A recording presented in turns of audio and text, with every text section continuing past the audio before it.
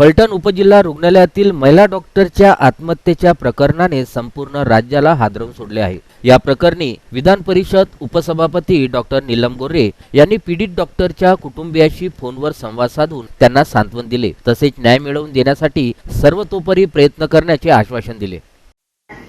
हुशार होती, अभ्यासामध्ये चांगलं काम करते, मुलीची आई आहेत ना। नमस्कार आहे, नमस्ते नमस्ते।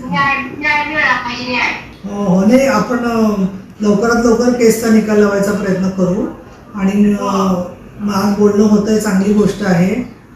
मी पण समजू शकते तुमचं दुःख आणि अतिशय हुशार आणि अतिशय सुंदर होती लेख तुमची। प्रत्येक ठिकाणी आम्ही पाहिलं तर बघितलं तरी वाईट वाटतंय त्याच्यामध्ये जे आहे ते। पण आम्ही तुमच्या ज्या मागण्या आहेत ना, SITची मागणी, आरोपीला शिक्षेची मागणी, दुर्लक्ष ज्यांनी केलं असेल त्याच्याबद्दल, त्या सगळ्याचा पाठपुरावा करू।